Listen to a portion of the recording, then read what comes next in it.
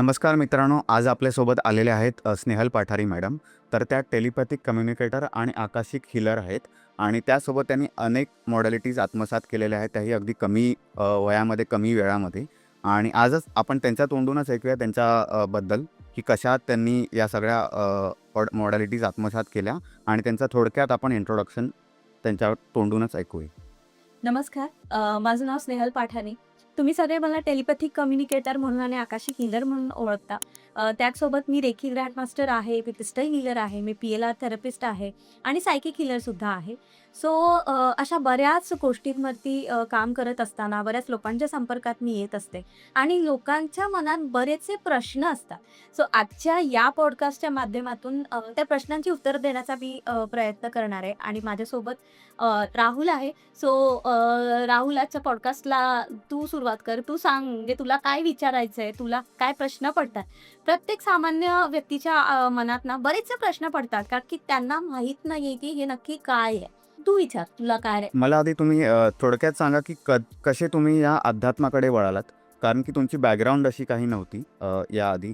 कारण की तुमच्या फॅमिली किंवा असं कोणी तुमच्या क्लोज रिलेशनशिपमध्ये कोणी असं नव्हतं आणि तुम्ही अचानक कसा या सगळ्या मॉडॅलिटीज आत्मसात केल्यात आणि तुमचा प्रवास कसा होता, तुम्ही थोडक्यात एकदा आम्हाला सांगा. सो मुळात असं झालं ना, की मी सायन्स बॅकग्राऊंडची आहे. माझं MSc मायक्रोबायोलॉजीमध्ये माझं MSc झालं आहे. त्यानंतर मग मी B.Ed करून ॲज अ लेक्चरर म्हणून काम करत होते. घरामध्ये शैक्षणिक वातावरण आहे, पण आई धार्मिक आहे. तर त्यामुळे ते धार्मिक वातावरण तर घरात अगदी लहानपणापासूनच मी बघितलं होतं. तशी आवड होतीच, म्हणजे पारायण वगैरे करणं हे मी अगदी शाळेत असताना पण करत होते. एक आयुष्यात ना, प्रत्येक व्यक्तीच्या आयुष्यात असा एक टप्पा किंवा असा एक प्रसंग येतो, की तो प्रसंग त्या माणसाला हादरवून टाकतो किंवा त्या व्यक्तीचं आयुष्य एक 360 डिग्रीमध्ये चेंज होतं. सो तसं मग काहीसं माझ्या बाबतीत झालं, की माझ्या वडिलांची तब्येत खूप बिघडलेली होती काही वर्षापूर्वी. म्हणजे अचानक बॅक टू बॅक म्हणतो ना, संकट जी कुटुंबावर येतात. सो असं झालं आणि त्यावेळेला त्या प्रश्नाचं उत्तर, की हे असं माझ्यासोबत का घडतंय? किंवा यामध्ये कुठली नकारात्मक ऊर्जा आहे का? किंवा घराची कुठली निगेटिव्हिटी आहे का? याचा शोध घेत असताना मी हळू-हळू या सगळ्या गोष्टींच्या संपर्कात आले आणि जसं मी आकाशिक हीलर आहे, त्यामुळे आकाशिकमध्ये हे नेहमी मी सांगते सगळ्यांना, की प्रत्येकाचं एक पास्ट लाईफ आहे. सो प्रत्येकाचं पूर्वजन्मीचं काही संचित घेऊन ती व्यक्ती आलेली असते आणि जेव्हा मी माझं स्वतःचा पूर्वजन्म बघितला, तर मग तेव्हा आध्यात्मिक गोष्टींची संदर्भात हे माझं या जन्माचं नाही, तर अगदी गेल्या काही कित्येक जन्मांचं सुद्धा कनेक्शन होतं. तर ते एक निमित्त ठरलं, की ते संकट येणं आणि त्या दृष्टीने मी पुढे जाणं हे एक निमित्त ठरलं. सुरुवात माझी जी झाली ती टेलिपॅथीपासून झाली आणि टेलिपॅथी जी आहे, की ती अशी गोष्ट आहे, की ती प्रत्येक व्यक्तीमध्ये आहे. म्हणजे अगदी तुमच्यामध्ये, माझ्यामध्ये, प्रत्येकामध्ये टेलिपॅथी आहे. तुम्हाला सुद्धा जर कुठल्या मित्राचा अचानक फोन आला, तुम्ही आठवण काढताय कोणाची आणि तुम्हाला अचानक त्या व्यक्तीचा फोन आला. So it is a telepathy. So सुरुवात माझी टेलिपॅथीपासून झाली. अच्छा. तर तुम्ही टेलिपॅथीबद्दल थोडं थोडक्यात सांगू शकता की त्याचा वापर कसा होऊ शकतो? का मी शिकू शकतो का ते टेलिपॅथी? आणि तुम्ही तुमच्या आयुष्यामध्ये त्याचा कशा पद्धतीने उपयोग करू शकता? हां, नक्कीच. टेलिपॅथी ना आपल्या सगळ्यांमध्ये उपजतच असते. पण बेसिकली त्या टेलिपॅथीचा उपयोग आपण तितकासा नीट करून घेत नाही आपल्या आयुष्यामध्ये. आपण बाहेर बघण्यामध्ये इतके बिझी झालोय ना, की आपण स्वतःच्या आत डोकावून बघत नाही. आणि टेलिपॅथीमध्ये आपले जे सेन्सेस आहेत, आपण लहानपणापासून शिकलोय, की डोळ्यांनी बघणं किंवा कानाने ऐकणं. सो हे जे फिजिकल सेन्सेस आहे, सेम वे आपले इंटरनल पण सेन्सेस आहेत. त्याच्यामध्ये अजून एक महत्त्वाचा सेन्स असतो, तो म्हणजे सिक्स्थ सेन्स किंवा इंट्युशन.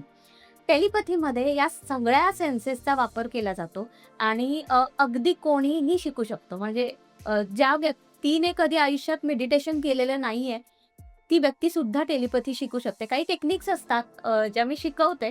मुळात मी या सगळ्या गोष्टी शिकवते पण आणि माझ्याकडे येणारे जे स्टुडंट्स आहेत, ते अगदी 18 वर्षापासून ते 65-70 वर्षापर्यंतचे असे व्हेरिएबल एज ग्रुप्सचे स्टुडंट असतात. तर टेलिपॅथी कोणीही शिकू शकतं. अगदी तुम्ही मनात घेतलं तर तुम्ही पण शिकाल. पण माझी अशी काही बॅकग्राऊंड नाही. मी कधी हे ट्राय नाही केलं काही मेडिटेशन म्हणा किंवा काही अजून आध्यात्मिक गोष्टी मी आयुष्यात कधी ट्राय नाही. टिपिकल 9 to 5 जॉब करणारा मुलगा आहे मी आणि त्यामुळे मी कशा पद्धतीने शिकू शकतो? काही प्री रिक्विजिट आहेत का त्याच्यासाठी? अजून काही शिकण्याची गरज आहे का? नाही, टेलिपॅथीसाठी तुम्ही अशी कुठली गोष्ट तुम्हाला आधीपासून यायला हवी किंवा तुम्ही कुठली प्रॅक्टिस केलेली असेल तरच तुम्हाला टेलिपॅथी जमेल, तर असं नाही आहे. टेलिपॅथीच्या बाबतीत फक्त तुम्हाला रोजच्या रोज किमान एक 15-20 मिनिटं तरी बेसिक मेडिटेशन्स काही शिकवले जातात. तर ते तुम्हाला करायची तयारी असायला हवी. दुसरी गोष्ट, टेलिपॅथी ही अशी गोष्ट आहे ना, की तुम्ही शिकला जरी नाही तरी प्रत्येकामध्ये ती उपजत आहे. आणि ती कोणत्या वेळेस तुम्हाला दिसते तर तेव्हा तुमचे इंट्युशन्स, कुठल्याही आयुष्यामध्ये तुम्ही निर्णय घेता तर तेव्हा आपण काय म्हणतो की आज मला ऑफिसला लेट होईल का, आणि माझं मन सांगते की आज मला लेट होईल, म्हणजे ते जे मन सांगतंय ना ते तुमचं इंट्युशन आहे. ओके. पण बऱ्याचदा आपण त्याच्याकडे दुर्लक्ष करतो. सो अशा काही टेक्निक्स आहेत किंवा अशा काही गोष्टी आहेत की ज्याने तुम्ही त्या इंट्युशन्स तुमच्या वाढवू शकता. आणि त्याचा उपयोग, टेलिपॅथी म्हणजे फक्त ॲनिमल सोबत कम्युनिकेशन किंवा प्लांट सोबत, होम सोबत असं नाहीये. It's a part of that. पण तुम्हाला स्वतःचं आयुष्य समृद्ध करण्यासाठी टेलिपॅथीचा नक्कीच वापर होतो. मग अगदी माझ्याकडे IT क्षेत्रात काम करणारे पण येतात की किंवा अगदी रिटायर्ड पण स्टुडंट्स आहेत की जे शिकायला येतात. एक उत्सुकता असते की आयुष्य समृद्ध करण्यासाठी तुमची आध्यात्मिक उन्नती करण्यासाठी, तुमचं इंट्युशन स्ट्रॉंग होण्यासाठी, आयुष्यात कुठलाही निर्णय घेताना तुमचे जर इंट्युशन स्ट्रॉंग असतील तर तुम्हाला इकडे-तिकडे कोणाला विचारायची गरज नाही पडणार. तुमचं मनच तुम्हाला सांगेल की आता पुढे कसं जायचंय. सो त्यासाठी टेलिपॅथी खरंच उपयोगी. आणि याचा वापर स्वतःसाठीच की आपण स्वतः कुणाला गाईड करू शकतो की तुम्ही स्वतःच्या आयुष्यात फक्त वापर कराल? कशा पद्धतीने याचा वापर करता? ॲक्च्युली ना टेलिपॅथीमध्ये पेट कम्युनिकेशन असतं, म्हणजे ॲनिमल सोबत कम्युनिकेशन, प्लांट सोबत कम्युनिकेशन असतं. त्यानंतर वास्तू, म्हणजे वास्तूची एनर्जी कशी आहे, किंवा एखादं ऑफिस आहे तर ऑफिसची एनर्जी कशी आहे. ज्या व्यक्तीने ते विकत घेतलंय किंवा अगदी रेंटने पण घेतलंय त्याला वास्तू लाभेल का, त्या गोष्टी कळतात. मग या दृष्टीने तुमची छान प्रॅक्टिस असेल, तुम्ही दुसऱ्यांना पण हेल्प करू शकता आणि स्वतःला पण हेल्प करू शकता. सो मी तर असं म्हणेन की प्रत्येक घरात एकतरी टेलिपॅथिक कम्युनिकेटर असला पाहिजे. असं कुठलंही क्षेत्र नाहीये. अगदी साधं उदाहरण घेतलं तर शेतकरी आहेत. बरेचसे क्लायंट माझे शेतकरी पण असतात. सो त्यांचे कुठलं पीक मी घेऊ, किंवा बरेचसे असेही माझ्याकडे येतात. आता मी इथे एक केस सांगते की ना, बैल आहे त्यांच्याकडे. पुणे जिल्ह्यातले सधन शेतकरी कुटुंब आहे. तर त्यांच्या आतापर्यंत मी 2-3 वेळा त्यांच्या ॲनिमल सोबत कम्युनिकेट केलं. तर त्यांच्याकडे ना वेगवेगळे बैल आहेत आणि ते बैलगाड्यांची शर्यत असते ना, तर त्या शर्यतीमध्ये ते धावणारे बैल आहेत आणि ते म्हणजे ती कुटुंब त्या बैलाची ना अगदी घरातल्या फॅमिली मेंबरप्रमाणे काळजी घेतात आणि त्यांना खूप उत्सुकता असते की आता त्याला कुठे काही दुखतंय का? किंवा आता ही शर्यत तो खेळून आलाय, तर आता त्याला काही त्रास होतोय का? किंवा अजून काही एक्स्पेक्टेशन आहे. सो त्यावेळेला ते कनेक्ट करतात आणि मग अशा वेळेला बेसिकली टेलिपॅथीसाठी ना कनेक्ट करताना आपल्याला त्या ठिकाणी वैयक्तिकरित्या उपस्थित राहायची गरज नसते. त्या ॲनिमलचा फोटो, नाव आणि काही प्रश्न, 2-4 प्रश्न त्या रिलेटेड, आणि मेडिटेशनच्या माध्यमातून ते कनेक्शन केलं जातं. ऊर्जेच्या स्वरूपात ते कनेक्शन होतं. आणि आपण सायन्समध्ये शिकलोय शाळेत की एव्हरीथिंग इज एनर्जी. प्रत्येक गोष्टीमध्ये ऊर्जा आहे. सो अजून काही आता स्टुडंट जे येतात तर त्यांना असे प्रश्न पडतात की समजा मी वेगळ्या देशात आहे आणि पेट ॲनिमल माझ्या मैत्रिणीचा तो US मध्ये आहे, मला त्याच्याशी कनेक्ट करायचं आहे. तिथल्या डॉगला थोडीच मराठी कळणार आहे. पण इथे भाषेविना संवाद असतो, तर तो एनर्जीच्या स्वरूपात संवाद केला जातो. सो अशा बऱ्याच केसेस येतात घेण्यासाठी. तुम्ही पेट ॲनिमलबद्दल सांगितलं. वास्तू रिलेटेड तुमच्या अशा काही केसेसची उदाहरणं तुम्ही देऊ शकता की कसं तुम्ही लोकांना त्यांच्या आयुष्यात बेनिफिट थ्रू या मॉडॅलिटीद्वारे तुम्ही देऊ शकला? नक्कीच. सो टेलिपॅथीमध्ये ना वास्तू म्हणजे घर असू दे किंवा एखादं ऑफिस असू दे, त्या वास्तूशी सुद्धा, त्या वास्तूच्या एनर्जीशी आपण कनेक्ट करू शकतो. आपण मुळातच ना, आपण हे शिकलोय हिंदू धर्मामध्ये, आपण मानतो की प्रत्येक घराचा, प्रत्येक जागेचा एक वास्तू पुरुष असतो. आपले वारबडी म्हणायचे की वास्तू तथास्तू म्हणते, घरात नेहमी चांगलं बोलावं, चांगलं वागावं, किंवा पसारा करू नये, काही जुन्या गोष्टी घेऊ नये जास्त वेळ, कारण की ती एनर्जी होल्ड करू देत. सो याच्या मागचं कारण म्हणजे वास्तूला आपण फक्त एक 4 भिंतींची खोली नाही मानत, तर आपण त्याला घर किंवा एखादं ऑफिस जरी असेल तर त्या त्या वास्तूची एनर्जी असते. सो त्या एनर्जीशी टेलिपॅथी थ्रू कनेक्ट करता येतं. मी अशा बऱ्याच केसेस केलेल्या आहेत. तर काही एक्झाम्पल सांगते मी त्यातले, म्हणजे जे आता मला आठवतात. एक जे होतं, फॅक्टरी होती त्यांची. नाशिकमधली केस होती. तर त्या मुलीने मला संपर्क साधला होता. तर तिच्या वडिलांची फॅक्टरी होती आणि खूप छान चालणारी फॅक्टरी होती. पण गेल्या काही वर्षात म्हणजे तिथे थोडंसं प्रॉब्लेम यायला लागले. सो जेव्हा कनेक्ट केलं त्या फॅक्टरीसोबत, मोठी फॅक्टरी होती. अर्थात मी तिथे स्वतः व्हिजिटला गेले नाही. तर ती फॅक्टरीचा एक बाहेरून फोटो मागवला आणि कोणाच्या नावावर ती आहे वास्तू ती मागवली आणि त्यांचे जे काही प्रश्न होते. वास्तूशी कनेक्ट केल्यानंतर मला ना फॅक्टरीच्या एकदम बॅक एंडला तिथे निगेटिव्हिटी जाणवली. आता प्रत्येक वेळेला टेलिपॅथी कम्युनिकेटरच्या जे ॲज अ कम्युनिकेटर जेव्हा मी म्हणते की निगेटिव्हिटी आहे, तर निगेटिव्हिटी म्हणजे भूत असं नसतं. सामान्य लोकांच्या मनात निगेटिव्हिटी किंवा असं म्हणजे खूप भीती वाटते त्यांना. तर ती वास्तूची जागा थोडीशी नकारात्मक होती. तिथे काही पूजा आधी केल्या जात होत्या, ज्या नंतर बंद झाल्या. किंवा बऱ्याचदा आपण बघतो की काही वास्तूमध्ये ना, कोकणात हे जास्त आहे की छोटी-छोटी मंदिरं असतात. म्हणजे त्या जागेमध्ये एखाद्याचं शेत असेल, हां. तर तिथेच एखादा काही छोटंसं देवस्थान वाडवडिलांनी केलेलं असतं ते. म्हणजे काही 4 बोटे मांडून पूजा केली जायची. त्या जागेचं ते एक म्हणतो ना रखवालदार किंवा राखणदार म्हणतात हां. त्याला, की तो त्या जागेची रखवाली करतो. सो तसंच प्रत्येक घराची किंवा प्रत्येक वास्तूची असते. सो त्या फॅक्टरीमध्ये त्या एक विशिष्ट जागी ती पूजा केली जात होती आधी. मे बी ह्यांनी फॅक्टरी घ्यायच्या आधी पण ती गोष्ट असेल. बट ते बंद झालं. सो त्यांना रेमेडीज आल्या, जे काही करायच्या होत्या, तर त्यांना मी त्या दिल्या. टेलिपॅथीच्या वास्तूचा रिटनमध्ये म्हणजे लिखित स्वरूपात रिपोर्ट मिळतो. तर त्यामध्ये मग त्या सगळ्या गोष्टी मेन्शन केल्या गेल्या होत्या. आणि जेव्हा आपण ह्या गोष्टी करतो, सो त्यावेळेला तुम्हाला स्वतःला त्या वास्तूमध्ये म्हणजे ती घर असू दे किंवा जागा असू दे, तिथे चेंजेस जाणवतात. काही वेळेलाच असं होतं, म्हणजे एक केस होती. त्यांच्या म्हणजे एक लेडीज होत्या, तर त्या आल्या होत्या माझ्याकडे. तर त्यांनी कनेक्ट केलं होतं, की घरामध्ये खूप सतत वाद होत आहे किंवा सतत मिस्टर खूप विचित्र वागतायत, आजारपण आहे सासऱ्यांना आणि त्या पोलीस लाईनमध्ये राहतात. तर त्यांनी तो आपल्याला माहिती आहे, की पोलीस लाईन म्हणजे पोलिसांसाठी जे क्वार्टर्स दिलेले असतात आणि बऱ्याचदा ना आपल्याकडे कसं आहे, की त्या क्वार्टर्स कधी-कधी सुस्थितीत असतात, कधी-कधी बरेच जुन्या असतात. म्हणजे त्याचं रिपेअरिंग कारण की कोणी त्याचा मालक एक व्यक्ती नाहीये ना, त्यामुळे रिपेअरिंग आणि ह्या सगळ्या गोष्टी बऱ्याचदा केल्या जात नाहीत. तर त्या जागेशी, त्या घराशी जेव्हा मी कनेक्ट केलं, तर तेव्हा मला असं दिसलं की तिथे एक एंटिटी आहे, सोल आहे आणि त्या व्यक्तीने तिथे गळफास घेऊन आत्महत्या केली. सो अशा वेळेला स्पेसिफिकली जेव्हा आत्महत्येसारखी काही नकारात्मक गोष्टी घडतात, तर तिथे ती ऊर्जा थोड्याफार प्रमाणात का होईना असते. मग त्यासाठी बऱ्याचदा रेमेडीज पण सजेस्ट केल्या जातात. कधी-कधी समोरच्याला सांगितलं जातं, की जर शक्य असेल, तर तुम्ही घर बदललत तर उत्तम. सो अशा काही रेमेडीज त्यांना पण दिल्या होत्या. मग त्यांनी त्यानंतर केल्या. काय प्रकारच्या रेमेडी साधारण तुम्ही रेकमेंड करता? हां, आता ना प्रत्येक वास्तूसाठी वेगळी रेमेडी असते. म्हणजे हे मी इन जनरल आता काही गोष्टी सांगते, की कधी-कधी ना ज्या बेसिक आहेत, की घरामध्ये ना बऱ्याचदा पूजा नीट होत नाही किंवा काही-काही घरांमध्ये ना नवस केलेले असतात, पण ते फेडलेच जात नाहीत.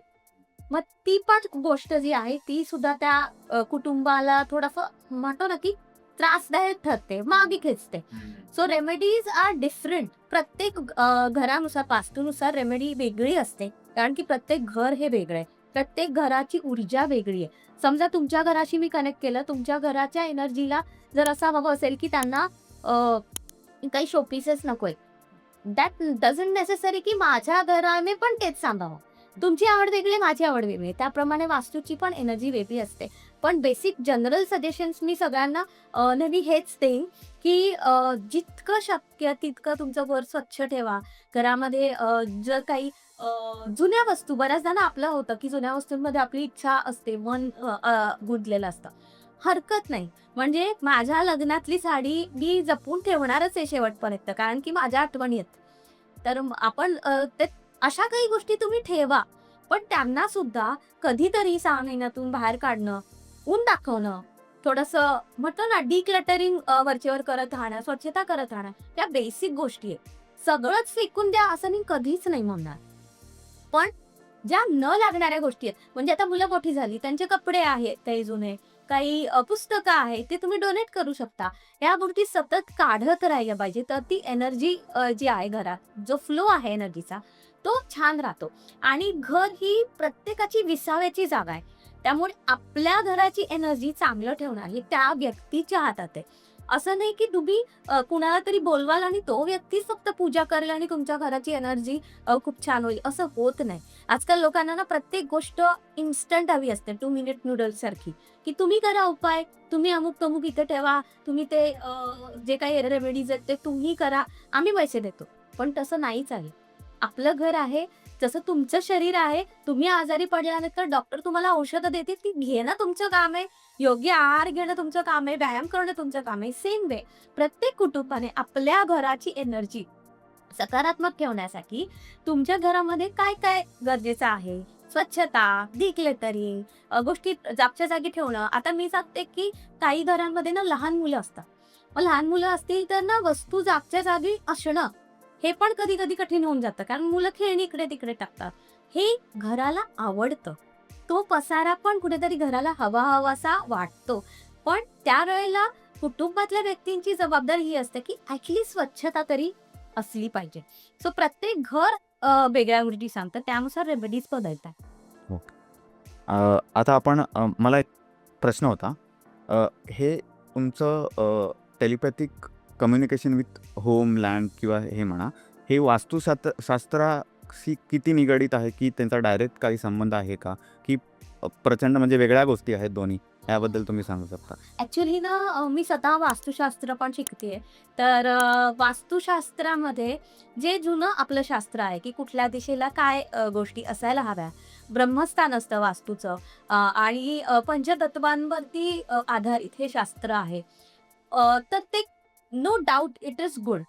पण आज आपण अशा शहरामध्ये राहतोय, की जिथे आपली घरच इतकी छोटी झालीत. आपण स्वतःचं घर स्वतःचा आवाज येऊन नाही बांधू शकत. कारण की अगदी बिल्डिंगमध्ये जरी एखादा फ्लॅट घ्यायचा म्हटला मुंबई, पुण्यासारख्या शहरात, तरी पण त्याची किंमत करोडोच्या घरात आहे. तर मग अशा वेळेला समजा वास्तुशास्त्राच्या नियमांनुसार जर तो फ्लॅट नसेल, अगदी आजकाल ना बिल्डर्स सांगतात, की आम्ही वास्तूच्या नियमानुसारच बांधून दिलंय वगैरे, वगैरे. पण जरी ती बिल्डिंग असली, प्रत्येक फ्लॅटची खिडकी, त्यांचा दरवाजांची दिशा बदलते. मग अशा वेळेला तुम्ही टेलिपॅथिक कम्युनिकेशन जर घराशी केलं, तर त्या घराची एनर्जी अजून छान ठेवण्यासाठी तुम्ही काय उपाय करू शकता ते तुम्हाला कळतं. वास्तुशास्त्र आणि टेलिपॅथी दोन्ही वेगळ्या मोडॅलिटीज आहेत. पण मी हे म्हणेन की दोन्ही परस्पर पूरक आहेत. म्हणजे टेलिपॅथीचा सुद्धा तुम्हाला वास्तूशी कनेक्ट करण्यासाठी उपयोग होतो आणि वास्तुशास्त्राचा तर अर्थात होतोच. टेलिपॅथीच्या बाबतीत फक्त एक गोष्ट आहे, की आपल्याला ती वास्तू व्हिजिट करायची गरज पडत नाही. आपण त्या घराच्या एनर्जीशी कनेक्ट करतो आणि मग त्यानुसार काही रेमेडीज सजेस्ट केल्या जातात. बऱ्याचदा रेमेडीज ह्या रोज आपल्याला करता येतील अशाच असतात. फार काही खर्चिक असं काही नसतं. म्हणजे मला वाटतं, की हे साधारण कोणाला नवीन घर घ्यायचं असेल किंवा नवीन बिझनेस स्टार्ट करण्यासाठी काही गाळा म्हणा किंवा जमीन घ्यायची असेल, त्यासाठी खूप फायदेशीर आहे असं मला वाटतं. असे पण क्लायंट्स येतात, की ज्यांना घर बुक करायचं आहे. तर आधी मग ते मला मला दाखवतात, की ताई हे अमुक-अमुक बिल्डिंगमध्ये इथे-इथे आम्ही फ्लॅट बघतोय. तर तुम्ही घराची एनर्जी चेक करून सांगा, की आम्ही पुढे जाऊ की नाही. कारण की घर घेणं म्हणजे खूप मोठी रिस्पॉन्सिबिलिटी असते. मोठं लोन घेतो आपण आणि जर ती वास्तूच सकारात्मक नसेल. मुळात ना प्रत्येक वास्तूची सकारात्मक, नकारात्मक अशी एनर्जी असते. सगळ्याच वास्तू नकारात्मक असतात असं नाही. इनफॅक्ट मी अलीकडेच एक उदाहरण बघितलं, म्हणजे तुम्ही पण ते बघितलं असेल, की एका गावामध्ये अ, तर मला गावाचं नाव एक्झॅक्ट आठवत नाहीये. मानेची वाडी की आडाची वाडी असं गाव आहे. महाराष्ट्रातलं एक गाव आहे. त्या गावामध्ये गावातली सगळी मुलं रोज संध्याकाळी तिथे अलार्म वाजतो 7 वाजता आणि ती सगळी मुलं त्या गावातल्या जे ग्रेव्हयार्ड म्हणतो आपण, म्हणजे स्मशानभूमी जी आहे, तिथे जाऊन अभ्यास करतात. सो आता लोकांच्या मनात खूप असतं, की स्मशान म्हणजे नकारात्मक ऊर्जा. पण तिथे ती मुलं रोज संध्याकाळी जेव्हा घरातले आजी-आजोबा किंवा जे कोणी असतील ते सीरियल बघत असतात, त्या गावातली सगळी मुलं तिथे येऊन अभ्यास करतात आणि खरी गोष्ट आहे. त्यामुळे त्या मुलांच्या असण्यामुळे त्या जागेची एनर्जी पण सुधारली. त्यामुळे पण काही जागा ना मुळातच खूप नकारात्मक असतात. तर शक्यतो मग तिथे जर घर घेणं किंवा असं जागा घेणं कसं असेल, जर कोणी आधीच बघितलं तिथे काही गोष्टी, की त्या जागेची एनर्जी कशी आहे हे जर आधी बघितलं, तर मग ते आपण सजेस्ट करू शकतो, की इथे घ्या किंवा घेऊ नका हे आपण सजेस्ट करू शकतो. ओके. आपण आता बघितलंत टेलिपॅथिक कम्युनिकेशनबद्दल. थोडा मला आकाशिक रेकॉर्ड्स आणि रीडिंग्सबद्दल थोडं माहिती देऊ शकता तुम्ही? आकाशिक रेकॉर्ड्स ही संपूर्णपणे वेगळी संकल्पना आहे. आकाशिक रेकॉर्डमध्ये आपण व्यक्तीचा हा जन्म आणि मागचा जन्म याबद्दल जाणून घेऊ शकतो. आपल्याकडे हिंदू धर्मामध्ये असं सांगितलेलंच आहे, की प्रत्येक व्यक्तीच्या कर्माचा हिशोब कुठेतरी ठेवला गेला आणि तो हिशोब म्हणजेच आकाशिक रेकॉर्ड. ही संकल्पना मूळची भारतातलीच आहे. त्याला नाडीपट्टीशास्त्र असं म्हटलं जातं. दक्षिण भारतामध्ये ही संकल्पना आहे. तर त्यालाच पुढे म्हणतो ना, आपल्याकडची प्रत्येक गोष्ट इंग्रज घेऊन गेल्या आणि त्यांनी त्याला वेगळं नाव दिलं आणि आपण त्या फॅन्सी नावाने त्या गोष्टी बघतो. सो तसं त्याचं नाव आता आकाशिक रेकॉर्ड्स असं आहे. पण मुळात ही आपली भारतीय संकल्पना आहे, की ज्याच्यामध्ये आपण प्रत्येक व्यक्तीचा मागच्या जन्मातली त्याची काही संचित कर्म असतील, की ज्याचा त्याला या जन्मात त्रास होतोय, त्यासाठी काही गोष्टी, काही चेंजेस तो व्यक्ती करू शकतो का? हे बघतो. बरेचसे प्रॉब्लेम्स असतात, कोणाचे आर्थिक असतात, कोणाचे रिलेशनशिप इश्यूज असतात, काही पॅटर्न्स असतात, की जे रिपीट होत असतात. सो ते आपल्याला आकाशिक रेकॉर्डमधून कळू शकतं. मग त्याचा कोणत्या प्रकारे आपल्या आयुष्यात फायदा करून घेऊ शकतो आपण? काही उदाहरणं वगैरे तुम्ही देऊन सांगू शकता याबद्दल? अशा बऱ्याच केसेस आहेत, की आता समजा तुम्ही काय जॉब करता? मी actually mechanical engineer by profession आहे आणि मी सध्या एक बिग 4 कंपनीमध्ये जॉब करतो सध्या. ओके. सो हे तुमचं प्रोफेशन आहे, बरोबर? आय डोंट नो की तुम्हाला ते कितपत आवडतंय, नाही आवडतंय. पण जेव्हा मी तुमचे रेकॉर्ड सपोज मी ओपन केले आणि तुमचं जे काही प्रोफेशन आहे, जर तेच तुमचं सोल पर्पज असेल, तर तुम्ही त्या गोष्टीमध्ये, त्या क्षेत्रामध्ये खूप पुढे जाऊ शकता. किंवा ॲज अ प्रोफेशन तुम्ही ही गोष्ट करा. पण तुमचं सोल पर्पज काही वेगळं असेल आणि ती गोष्ट सुद्धा तुम्ही केली, तर तुम्ही आयुष्यात खूप जास्त प्रगती करू शकता. आता माझ्याकडे येणारे ना बरेचसे केसेस हे प्रॉब्लेम्समध्ये अडकलेले असतात. आता रिसेंट मी एक केस सांगेन, की एक महिला सतत म्हणजे मला वाटतं ना 1-1.5 महिने त्या कॉन्टॅक्टमध्ये होत्या आणि कुठेतरी तो टाईम माझा पण मॅनेज होत नव्हता. कारण की बऱ्याचशा आपण ज्या अपॉइंटमेंट्स घेतो आकाशिकच्या, तर त्या लाईव्ह असतात. सेशन लाईव्ह असतात ऑन कॉल. त्यामुळे आणि एका दिवसात मी जास्त सेशन नाही घेऊ शकत, कारण की त्यामध्ये भरपूर एनर्जी ड्रेन होते. सो आधी अपॉइंटमेंट्स बुक केल्या जातात. सो त्यांना अर्जंट अपॉइंटमेंट हवी होती. तर ती झाली म्हणजे तरी एक 15-20 दिवस गेले आणि नंतर त्यांचं जेव्हा मी रेकॉर्ड्स ओपन केले, त्यांचा 18 वर्षांचा मुलगा गेल्या वर्षी अपघातात गेला, ऑन दी स्पॉट गेला. तर त्या गोष्टीचा त्यांना इतका म्हणजे म्हणतो ना, की अनपेक्षित धक्का आणि इतका त्रास त्या व्यक्तीला होत होता. तर बरेचसे प्रश्न त्यांनी विचारले आणि ते का झालं त्याचं रिझन कळलं. इनफॅक्ट त्या मुलाचं आयुष्य भरपूर होतं हे सुद्धा कळलं आणि त्याची इच्छा होती, की त्याला पुन्हा यायचं आहे आणि त्या गोष्टीला धरून म्हणजे त्यांनी तसं जेव्हा त्या माझ्यापर्यंत आल्या होत्या, तोपर्यंत ऑलरेडी त्यांना ते सतत तो स्वप्नात येत होता, की मला आई परत यायचं, मला परत यायचं. त्यांनी पुन्हा चान्स घेतला आणि आता जी त्यांची गुड न्यूज आहे, तर आय होप की तो पुन्हा येईल त्याच्या आयुष्यात. सो अशा बऱ्याच केसेस असतात. प्रत्येक केस ही वेगळी आहे. प्रत्येक व्यक्तीचे प्रॉब्लेम्स वेगळे असतात. काही केसेसमध्ये ना म्हणजे एक मी एक्झाम्पल सांगते. माझ्याकडे ती केस आली होती, की त्यांना ना मुलगा आला होता, मॅरिड होता तो. तर तो म्हणाला, की वडिलांचं आमचं जमतच नाही काही. म्हणजे माहिती नाही सतत वाद आणि फॅमिली त्याची तो आईला सांभाळत होता, पण वडील एकटेच राहत होते, वयस्कर. आणि हा अगदी वडिलांकडे जाऊन जरी म्हणाला, की तुमची तब्येत ठीक नाहीये, ठीक आहे आपण डॉक्टरांकडे जाऊ किंवा काही, ते यायचे नाही. म्हणजे इतकं ते विकोपाला गेलेले त्यांचे वाद होते, की ते इगो होता. आणि जेव्हा त्याचे रेकॉर्ड्स ओपन केले, तर तेव्हा कळलं, की ज्या वास्तूमध्ये ते वडील राहतायत, तो त्यांचा पिढीजात वाडा होता असा, म्हणजे पुण्यात आहे तो. सो तिथे त्या जागेत तिथं एनर्जी होतीच. पण सोबत त्यांना त्यांच्या घराण्याला पितृदोष होता. सो त्यामुळे मग काही रेमेडीज त्यांना सांगितल्या, त्या मुलाला सांगितल्या आणि वडिलांचं त्याचं रिलेशन काही फारसं सुधारणार नाही हे तर आलं. आता कसं असतं ना, रेकॉर्ड्समध्ये तुम्हाला ज्या काही प्रोबॅबिलिटीज आहेत त्या दिसतात, की ही गोष्ट बदलेल किंवा ही गोष्ट बदलू शकते, अमुक तर गोष्ट नाही बदलू शकत. ते पण कळतं. पण जेव्हा आपल्याला कळतं ना, की ही गोष्ट बाबा माझ्या आयुष्यात नाही बदलणार, कुठेतरी त्या व्यक्तीच्या मनात ना एक्सेप्टन्स येतो, ओके. की अमुक-तमुक गोष्ट नाही बदलणार आहे. I have to accept that आणि मग त्याची पण मनाची तयारी येते आणि मग तो पुढे जाऊ शकतो. सो अशा पद्धतीने आकाशिकमध्ये आपण करियर गाईडन्स पण घेऊ शकतो. तर मॅडम टेलिपॅथिक कम्युनिकेशनबद्दल तुम्ही म्हणाल की या गोष्टी मुळातच लोकांमध्ये असतात, उपजतच. त्या फक्त तुम्हाला अजून त्याच्या वरती काम करायचं असतं.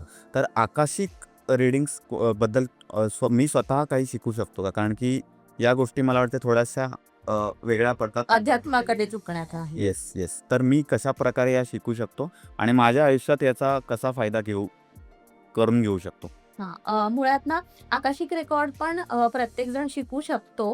पण प्रत्येकजण बाय सोल पर्पज हीलर नसतो. सो इथे गल्लत होते. म्हणजे लोकांना वाटतं, की आता स्नेहलताई कशी सगळ्यांचे रीडिंग करते, तर मी हेच माझं प्रोफेशन करेन. तर मी जेव्हा इथे आले, मी सगळ्यांना तेच सांगते, की कुठलीही गोष्ट करताना मी हे ॲज अ प्रोफेशन करेन, असं म्हणून मी कधीच नाही आले. मी फक्त पुढे जात राहिले. असं समज, की स्वामींनी मला पुढे नेलं या मार्गात आणि मी फक्त ती गोष्ट एक जाणून घेण्याच्या उद्देशाने शिकत गेले आणि त्यानंतर मी ह्या गोष्टी करतीये ॲज अ प्रोफेशन. हे एक त्याचा एक बाय प्रॉडक्ट आहे असं म्हणेन मी. पण एखाद्या व्यक्तीला जर शिकायचं तर तुम्ही सरेंडर व्हा. स्वतःला सरेंडर करा आणि मग तुम्ही शिकू शकता. जरी तुमचा सोल पर्पज हीलिंग नसेल, तरी सुद्धा प्रत्येक जण आकाशिकचा उपयोग स्वतःसाठी नक्कीच करू शकतो. म्हणजे रेकॉर्ड्स ओपन करण्याच्या वेगवेगळ्या पद्धती आहेत. तर प्रत्येकाने आपले रेकॉर्ड्स ओपन केल्यानंतर त्या व्यक्तीला त्याच्या मास्टर्सकडून, त्याच्या इष्टदेवतेकडून गाईडन्स येतो. म्हणजे आता सपोज तुम्हाला शिकायचं आहे. तुम्ही शिकलात आकाशिक. एखादी ऑफिसमध्ये महत्त्वाची मीटिंग आहे. तेव्हा तुम्ही रेकॉर्ड्स ओपन करून जाऊ शकता. तुमच्या आयुष्यातली महत्त्वाची कामं मार्गी लागण्यासाठी तुम्हाला त्याचा उपयोग. ओके. साधारण माझ्या वयाच्या लोकांना मेजरली आयुष्यात 2च गोष्टींबद्दल जाणून घ्यायचं असतं. एकतर करिअर किंवा रिलेशनशिप्स. तर त्या त्या गोष्टींमध्ये कसा मी आकाशिक रीडिंग शिकून त्याचा माझ्या स्वतःच्या आयुष्यात फायदा करून घेऊ शकतो याबद्दल? करिअर ग्रोथसाठी जसं मी आता म्हणाले, की रेकॉर्ड्स ओपन करून तुम्ही तुमची महत्त्वाची कामं करू शकता. रोजचं थोडंसं एक 15-20 मिनिटाचं मेडिटेशन अर्थात असतंच. कुठलीही गोष्ट इन्स्टंट नाही मिळत. म्हणजे बऱ्याच जणांना लगेच विजन्स येतात, काही जणांना थोडा वेळ लागतो, काही जणांना विजन्स येत नाही. जरी विजन्स नाही आहे, तरी सुद्धा आकाशिक थ्रू तुम्हाला गाईडन्स किंवा तुम्हाला तो मार्ग तुमचे मास्टर्स किंवा तुमचे इष्टदेव दाखवतच असते. रिलेशनशिपच्या बाबतीत म्हणाल तर आता सपोज तुमचं लग्न झालंय. नाही माझे. हां. सो लग्नाचं बघायचंय. आता स्थळं चमकाचार आली. नक्की माझी सोलमेट कुठली आहे? तुम्ही तिच्याशी भेटाल, बोलाल. तुम्ही स्वतःचे रेकॉर्ड्स ओपन करून तुम्ही अजून खोलात जाऊन बघू शकता, की कोण माझ्यासाठी बेस्ट मॅच असेल. आणि हे झालं फक्त लग्नाच्या बाबतीत. रिलेशन काही फक्त नवरा-बायकोचं नसतं ना. बाकीचे पण आपले रिलेशनशिप्स आहेत. बऱ्याचदा काही नाती ही कार्मिक असतात. म्हणजे तुमच्या आयुष्यात एखादी व्यक्ती तुम्हाला फक्त त्रास द्यायला येते. म्हणजे आता ना माझ्याकडे येणारे माझे स्टुडंट्स बरेचसे सांगतात, की "ताई बघा ना, की अमुक-तमुक व्यक्ती अशी वागते, सततच अशी वागते." जेव्हा त्या व्यक्तीचे किंवा त्या मुलीचे रेकॉर्ड्स मी ओपन केले, तेव्हा कळलं, की मागच्या जन्मात तिने त्याला खूप त्रास दिला होता. सो या जन्मात तो व्यक्ती कुठल्यातरी वेगळ्या नावाने, वेगळ्या नात्यात तिच्या आजूबाजूला आहे आणि त्याच्या थ्रू, त्याच्या वागण्या थ्रू तिला तो त्रास, यालाच आपण कर्म पण म्हणतो. म्हणतो ना, की प्रत्येकाला असं वाटतं लोकांना, की लोकं वाईट करतात, पण त्यांना त्याचं कर्म किंवा त्याची परतफेड त्यांना नाही करता येते किंवा काही त्यांना भोगावं लागते. असं लोकांना वाटतं आजकाल, की बाबा चांगल्याच लोकांच्या बाबतीत वाईट काम होतंय. सो काहीतरी प्रारब्ध कर्म असतात संचित, ते आपल्याला भोगून संपवायचे असतात. सो रिलेशनशिपच्या बाबतीत पण तुम्हाला जर एखाद्या व्यक्तीसोबत नातं चांगलं करायचं आहे, आकाशिकचा नक्कीच तुम्हाला उपयोग होणार. ओके. म्हणजे साधारण तुम्ही जे म्हणालात पास्ट लाईफमध्ये आपण जे कर्म केलेले असतात, त्याचं तुम्हाला पुढच्या आयुष्यात बऱ्याच गोष्टी भोगाव्या लागतात किंवा त्याचे बेनिफिट्स पण मिळतात. येस. मग अशा गोष्टींमध्ये काही रेमेडीज असतात का? की कारण की आपण काही बदलू नाही शकत. पास्ट लाईफमध्ये समजा एखाद्याने काही कुकर्म केले असतील, तर आपण ते नकारू नाही शकत. ते तुम्हाला भोगायचेच आहे. मग अशा वेळेस काही रेमेडीज असतात की आपल्याला जस्ट ॲक्सेप्ट करायचं असतं? काही रेमेडीज असतात अर्थात. म्हणजे आपण म्हणतो ना, की एखाद्या कैद्याने कुठली तरी जन्मठेपेची शिक्षा भोगतोय, त्याने सुद्धा चांगल्या वर्तवणुकीसाठी त्याला 2 वर्ष लवकर सोडतील. सो तसं आपली जे काही अशी कर्म असतील, की ज्याचा खूप त्रास होतोय, त्यासाठी काही रेमेडीज किंवा तुमच्या वर्तवणुकीत बदल. लोकांना इथे पण सगळं इन्स्टंट हवं असतं, की मी एका जागी बसेन, मी बाबा भटजींना पैसे देईन आणि मी पूजा करून देईन. तसं नाहीच आहे. तुम्ही तुमची वर्तवणूक बदला, तुम्ही तुमची कर्म चांगली ठेवा, तर त्या प्रारब्धाचे भोग कमी होतात. प्रारब्ध पुसता येत नाही, पण त्याचे भोग आपल्याला कमी नक्कीच करता येतात थ्रू आकाश. असे साधारण काही एक्झाम्पल तुम्ही देऊ शकता की असं तुम्ही कोणती केस केली असेल की ते प्रारब्धातूनच आलेलं होतं आणि ते बदलता येत नव्हतं, पण काही रेमेडीज तुम्ही दिल्या आणि त्याने त्याचं आयुष्यामध्ये काही बदल घडता? रिसेंटलीच एक केस आली होती माझ्याकडे. म्हणजे एक बाई आली. तिचा भावाचा ॲक्सिडेंट झाला. खूप मोठा ॲक्सिडेंट झाला आणि तो आय-सी-यूमध्ये होता. तर तेव्हा ती आली होती माझ्याकडे आणि अशा केसेसमध्ये जेव्हा पेशंट ॲडमिट आहे, तर त्यावेळेला ना, त्या व्यक्तीचे रेकॉर्ड ओपन म्हणजे अर्थात प्रत्येक वेळेला ना, कुठल्याही व्यक्तीचे रेकॉर्ड ओपन करण्यासाठी त्याची परवानगी गरजेची असते. सो तो तर आय-सी-यूमध्ये होता. मग अशा केसेसमध्ये त्यांच्या नातेवाईकांची परमिशन ही ग्राह्य धरली जाते. सो तिच्या भावासाठी मग तिची आणि तिच्या आईची वगैरे परवानगी ग्राह्य धरून त्याचे रेकॉर्ड जेव्हा ओपन केले, तर तेव्हा असं दिसलं की ते जो मोठा ॲक्सिडेंट झाला त्याच्यातून वाचणं हे कुठेतरी म्हणजे त्याची आत्ताची पुण्याई होती. तो ॲक्सिडेंट होणं हे त्याच्या कर्मात त्याच्या प्रारब्धात होतं मी तर म्हणेन. सो ते तो वाचला. त्यानंतर त्याला रेमेडीज काही दिल्या. काही मंत्र आले. मला वाटतं महामृत्यूंजय मंत्र आणि हनुमान चालीसा ही त्याच्या फॅमिलीसाठी आली होती, की त्याच्यासाठी तुम्ही करा आणि बऱ्याचशा रेमेडीज आल्या होत्या. मी विसरून गेले ही गोष्ट. या गोष्टीला साधारण वर्षभर झालं असेल. मुळात ना रेकॉर्ड्स क्लोज केल्यानंतर मला प्रत्येक गोष्ट नाही लक्षात राहत. कारण की रोज बरेचसे क्लायंट्स असतात, सेशन असतात आणि ती लक्षात पण नाही राहत. नाहीतर मग मी स्वतः दुसऱ्यांच्या प्रॉब्लेम्सवरती सतत विचार करत राहीन. सो मी ते विसरून गेले आणि आत्ता मागच्याच महिन्यात त्याच्या बायकोने माझ्याकडे सेशन केलं आणि जेव्हा मी तिचे रेकॉर्ड ओपन केले, मी म्हटलं, "अरेच्चा, मी तर म्हणजे बघितल्यासारखं वाटते कुठेतरी." कारण की मी मेडिटेशनला बसते, तर डोळे बंद करून मी जेव्हा मेडिटेशनला बसले, ती प्रश्न विचारत होती आणि मी म्हटलं, "मी तुमची कुठली केस केली आहे का याआधी?" तर ती म्हणाली, "हो, माझ्या मिस्टरांची." तर तेव्हा मला आठवलं. मग तेव्हा ती म्हणाली, ती स्वतः म्हणाली, की "ताई, तुम्ही ज्या रेमेडीज सांगितलेल्या ना, त्या केल्यानंतर ते 3 महिन्यात तो व्यक्ती चालायला लागला." इतका मोठा ॲक्सिडेंट झालेला त्याचा, म्हणजे डॉक्टरांनी पण आश्चर्य व्यक्त केलं, की इतक्या लवकर रिकव्हरी कशी काय झाली? हे शक्य नाहीये. बाईकवरून खूप मोठा ॲक्सिडेंट त्याचा झालेला. पण आता तो व्यक्ती चालतोय, तो त्याचं काम करतोय, त्याने एक व्यवसाय चालू केलाय. सो हे असं होतं. म्हणजे रेमेडीज करणं हे सुद्धा त्या व्यक्तीच्या हातात आहे. Akashic itself is a healing मॉडॅलिटी.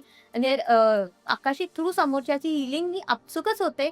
त्यासोबतच काही जोडी या रेमेडीज येतात, ते त्या व्यक्तीने करणं गरजेचं असतं आणि त्याचा नक्कीच फायदा होतो त्याने. ओके. अच्छा मॅडम, माझ्यासारखा एखादा असेल, जॉब करतोय, टिपिकल 9 to 5 जॉब करणारा आहे मी. मुंबईच्या धकाधकीच्या आयुष्यात म्हणजे ट्रॅव्हलिंगमध्येच तिकडे 2, 3, 4 तास जात आहेत आणि मग मी कशाप्रकारे समजा आकाशिक मला शिकायचं असेल तुमच्याकडून, मी कशा पद्धतीने शिकू शकतो आणि काही कोर्सेस तुम्ही करता, काही क्लासेस तुम्ही घेता किंवा ऑनलाईन, ऑफलाईन त्याच्याबद्दल थोडं मार्गदर्शन करा? मोस्टली आकाशिकचे जे क्लासेस आहेत ना, ते ऑनलाईनच असतात, Zoomवर असतात. 1 महिनाभराचा कालावधी असतो. अ, तर त्याचे लेक्चर्स जे Zoomवर असतात आणि प्रत्येक बॅचमध्ये लिमिटेड स्टुडंट्स असतात. प्रत्येकाला ते मला वैयक्तिकरित्या प्रत्येकाला कनेक्ट करणं, ते अटेनमेंट देणं, ह्या सगळ्या गोष्टी असतात. सर्टिफिकेट्स मिळतात, त्याचे नोट्स मिळतात, रेकॉर्डिंग्स राहतात तुमच्याकडे आणि प्रॅक्टिस कशी करायची, कोणते मेडिटेशन्स करायचे, स्वतःसाठी तुम्ही कसा उपयोग करून घेऊ शकता. म्हणजे अगदी आपण विमानातून कुठे प्रवासाला गेलो, तर तुम्हाला एअर होस्टेस सांगते, की आपत्कालीन परिस्थितीमध्ये आधी स्वतःचा तुम्ही मास्क, ऑक्सिजन मास्क लावा. तर स्वतःला हील करणं गरजेचं आहे. मगच तुम्ही समोरच्याला मदत करू शकता. तर स्वतःला हील करण्यासाठी काय करायचं ते सुद्धा शिकवलं जातं. आणि असे बरेच स्टुडंट्स आहेत, की जे शिकले, जे फायदा करून घेत आहे. म्हणजे मला वाटतं की ऑनलाईन होत असल्यामुळे ना प्रत्येकाला त्याचा फायदा घेता येते. माझे काही कोल्हापूरचे स्टुडंट्स आहेत, काही आयर्लंडचे आहेत, काही यूकेचे आहेत, भारतातले, महाराष्ट्रातले भरपूर आहेत. सो असे वेगवेगळे स्टुडंट्स असतात आणि मातृभाषेत क्लासेस असतात. म्हणजे मराठी, इंग्लिश असं दोन्ही मिक्स. तर त्यामुळे त्याचा ती ती जी कन्सेप्ट आहे ती समजणं खूप सोपं होतं. ओके. साधारण तुमच्या बोलण्यावरून माझ्या लक्षात आलेलं आहे, की टेलिपॅथी म्हणा किंवा आकाशिक म्हणा, या दोन्हीचा बेस हा मेडिटेशन आहे. आणि माझ्यासारखा एखाद्याला ज्याला मेडिटेशनची काय बॅकग्राऊंड नाही, मी कधी असं खास मेडिटेशन डेली म्हणा किंवा कधीच केलं नाही, खास मी त्याच्यात काही शिकलो नाही आहे. मग माझ्यासारख्याला कसं सुरुवातीची पायरी कशी सोपी का? हां, जो अगदीच काही शिकला नाहीये किंवा मेडिटेशनचा बेस नाहीये, तर तो तो व्यक्ती टेलिपॅथीपासून सुरू करू शकतो. टेलिपॅथीमध्ये बेसिक मेडिटेशन्स असतात, सोपे, अगदी सोपे. म्हणजे मी अगदी सोपं उदाहरण आत्ता जर घ्यायचं झालं, तर डोळे बंद करा. म्हणजे आपण 1 मिनिटाचं मेडिटेशन घेऊया, की जस्ट क्लोज युअर आईज, दीर्घ श्वास घ्या. दीर्घ श्वास घ्या. आणि आजूबाजूला कोणते आवाज येत आहेत, सूक्ष्मातिसूक्ष्म आवाज, अगदी लहान, त्या आवाजांकडे फक्त लक्ष द्या.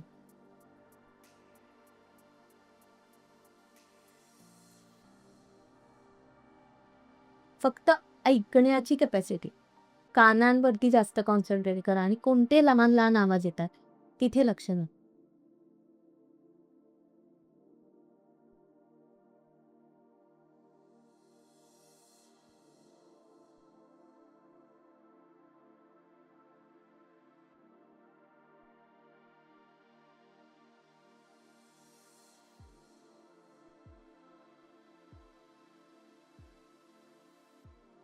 तळहात एकमेकांना घासा, डोळ्यांवर ठेवा आणि अलगद डोळे.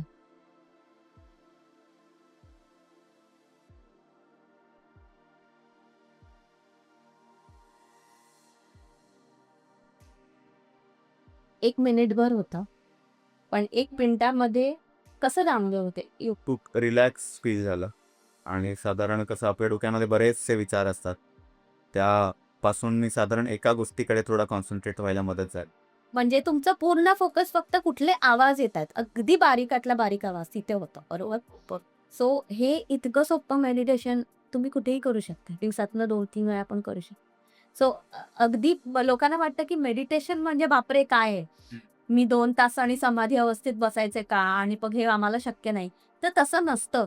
आपल्याला सुरुवात छोट्यापासून करायची आहे, मग हळू पुढे जायचंय. सो हे अगदीच सोपं आहे. म्हणजे 9 to 5 जॉब करणारे माझे बऱ्यापैकी स्टुडंट 80% स्टुडंट हे जॉब करणारे, काही ना काही कुठेतरी करत असलेले असेच आहेत. आणि टेलिपॅथी शिकून त्यांना त्याचा फायदा त्यांच्या कामामध्ये पण झाला. इनफॅक्ट टेलिपॅथी, आकाशिक दोन्ही शिकलेले स्टुडंटचे.